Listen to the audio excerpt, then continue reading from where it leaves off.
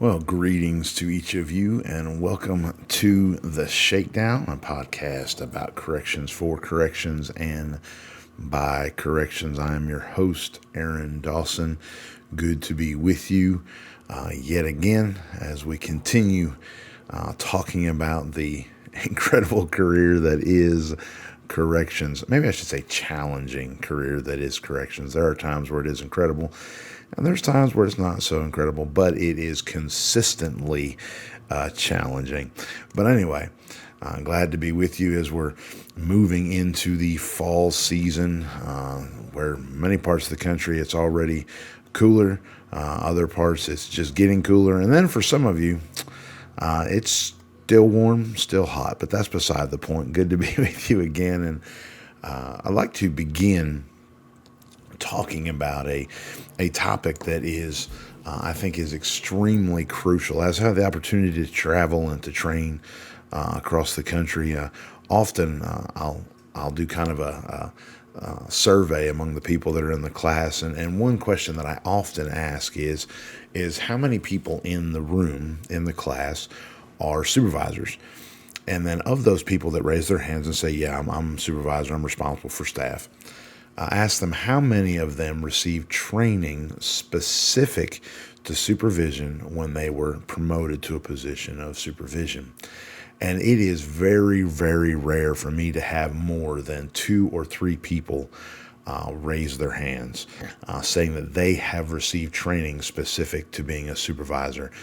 I'm going to tell you, ladies and gentlemen, that is a travesty. That is an oversight. I'm not necessarily condemning any agency or any individual by saying that, but it truly is, because being a good corrections officer requires a specific skill set.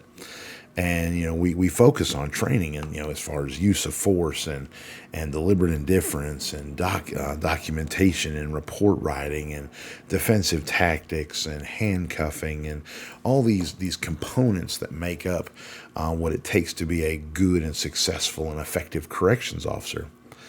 But then we promote somebody to a position of supervision. And that, though that does require that they be an effective corrections officer, supervision requires a completely and totally different skill set. And if we are not equipping those supervisors, or if you happen to be a supervisor and you're listening to this and you're watching this and you're saying, yeah, that's me. I was handed a shift, or I was handed a certain area of responsibility that included staff. And, it was a totally different ballgame when I got there. Or maybe, you're just getting started in this career and you'd like to, consider maybe moving to a supervisory role in the future. Well, let me encourage you. It is important that we develop some of these supervision skills. And I'd like to spend a few episodes talking about what some of those skills are, the basics, if you will, of supervision. For those of you that have been supervisors for a while, maybe it'll be a new thing for you, or maybe it'll be a reminder. You can sharpen those skills. For those of you that are considering maybe, hopefully, moving into a supervision role sometime in the future, these are some things that you can learn and file away so that when it comes your time, you're ready to go. So I'd like to jump into this thought process of what does it take to be a good supervisor. And I've said many times that the basics of running a jail, that is your line level staff's responsibility. The line level staff, that is the supervisor's responsibility.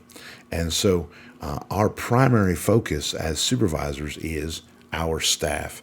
And one of the primary responsibilities as far as that focus is making sure that they have what it is that they need. Excuse me, the things that they have that they need to be successful. And so I'd like to spend a few minutes talking about what is it that our staff needs.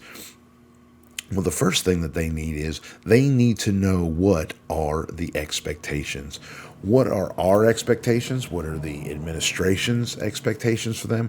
What is it that they are expected to do? How is it they're expected to act? What roles are they expected to fulfill?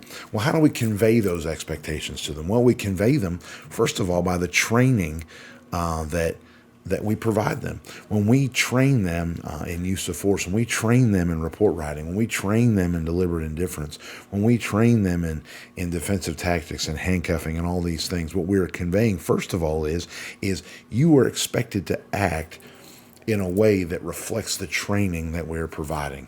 And that puts a great deal of pressure on the administration and us as supervisors, because if our policy says one thing and our training says one thing, and then the way we carry out our daily routines, if those do not line up, that's confusing. We're conveying, on one hand with our training, these are expectations. And then we're conveying in real life, well, I know that's what it says, but that's not how we do it. And what you're conveying, what you're communicating to your staff is yes, this is what policy says. Yes, this is what the book says. This is what the inmate handbook says. This is what the training says. But we just make it work however we need to. And what that communicates to that officer is, okay, even though I'm told to do this or I'm trained to do this, I have the freedom to decide on my own how it is that I need to act and how it is that I need to conduct myself and how it is that I need to carry out my day-to-day activities and responsibilities, which is not the case, because if they act outside of policy, number one, it's going to result in some disciplinary action, but number two, that takes them out from under the umbrella of qualified immunity when they act outside of policy. And if we are encouraging that, that's on us. So we communicate expectations through the training that we give them, and we communicate expectations through the information that we present them with. Whether that be memos or whether that be internal messages or whether that be our day-to-day communication, the information that we provide them, we communicate to them what those expectations are. And I'm going to tell you from experience, when you communicate clearly what your expectations are to your staff, and you back that up through your action, that gives them the confidence and helps them to know exactly what it is that we expect of them to know and how we expect them to act. I've often said that it is a fitting testimony to a supervisor that, let's say they happen to be out of the building. Maybe they have an errand to run, or maybe they have a transport to do, or maybe they're sick or they're on vacation. They're not in the building. Do your staff know how to conduct themselves? Do they know how to function? And would they do it the same whether you're there or not? If the answer is no, then it is a very real possibility that we have not been effective at communicating what it is that we expect of them. So the first thing they need to know from us is they need to know what our expectations are from them. And so that leads us into the second thing that we need to provide, that our officers need from us, and that is encouragement. That is encouragement. Question: are our officers doing what we want and what we expect? Are they meeting that expectation that we've just talked about, that we've put out there for them in our training and our communication, the information? Are they meeting that level of expectation? If they are, tell them. Tell them that they're meeting that expectation. It doesn't have to be a party with balloons and streamers or a trophy or a ceremony. It could be something as simple as, hey, I want you to know, I've noticed that you've been working hard at maintaining control in this housing unit that you're responsible for, and I want you to know I appreciate that. Good job. It could be something as simple as that. There's something about human nature. We tend to focus on the negative. And part of that's ingrained in us as corrections officers. I mean, if you walk through a housing unit or you walk through a pod or whatever layout your jail is, and you're looking at these housing units, you're looking at the inmates, what are our eyes? What are we trained to look for? What are our minds? What are we looking for? Well, in most cases, we're looking for a violation of the rules. We're looking for an issue. We're looking for a problem that we need to address so that it doesn't spin out and grow and fester and become a bigger problem or a bigger issue. And that's ingrained in us, to look for the issues, to look for the problems. Well, the issue or the problem with that is when we take that same mindset to our staff, and we're looking at our officers, we're looking at those people that we're responsible for. If we're not careful, all we are looking for is the negative. All we are looking for are the issues or the problems. If there's no issue, if there's no problem, fantastic. We rock on, and we don't feel like there's anything that we need to address. Well, if we only focus on the negative, if the only time that our staff hears from us is when something is wrong, if the only time they hear from us is when they're lacking in something, they aren't doing what it is that we want them to do completely, or they're missing steps, or whatever the case may be. If the only time they hear from us is when their work and their performance is quote unquote unsatisfactory, if the only time they hear from us we are bringing negative feedback, without even realizing it, they're going to psychologically equate our presence with the negative. I can remember one time I was a supervisor on night shift. Usually if you're a night shift supervisor, well, if you're on night shift at all, you usually don't see members of the administration, and you surely very rarely see the sheriff. Well, there was one night, we're working, and I'm a supervisor, I'm a sergeant over the shift, and we're dealing with things, we're running our shift, and I get a phone call from the master control officer. Well, when I answer the phone call, he tells me, he says, "Hey, just want to let you know, the sheriff just walked in the building."